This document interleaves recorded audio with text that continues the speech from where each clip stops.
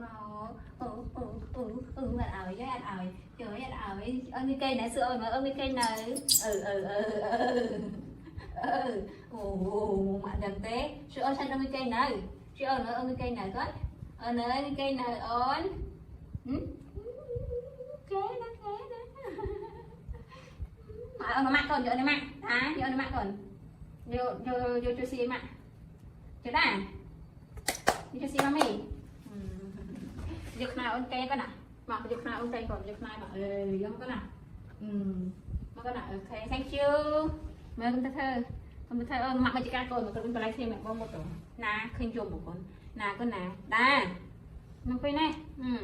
nà anh em miên thì đi cho mọc này mà đi lấy thì là bộ bài vậy đó cổ nó được 5 cm thì đầu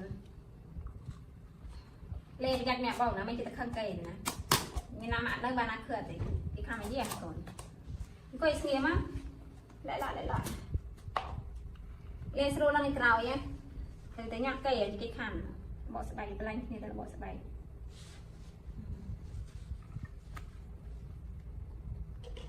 nghiêm à chút đi nghiêm ngon đi cái chia rồi cái chia này cái chia này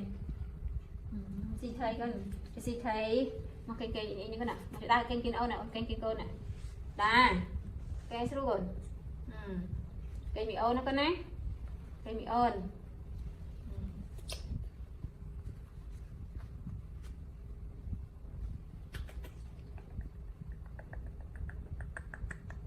cây la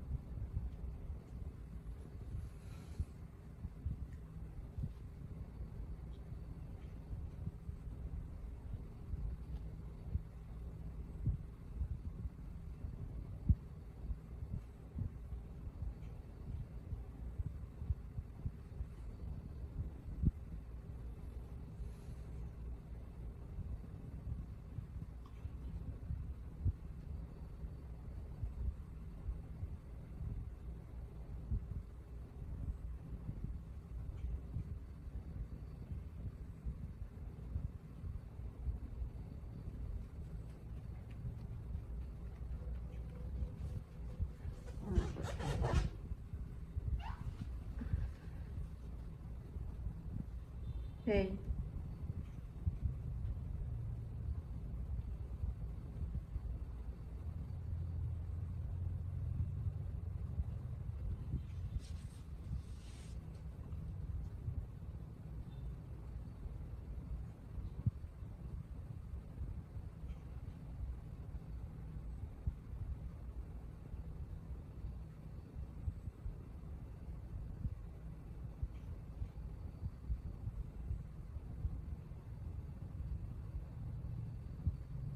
rồi anh còn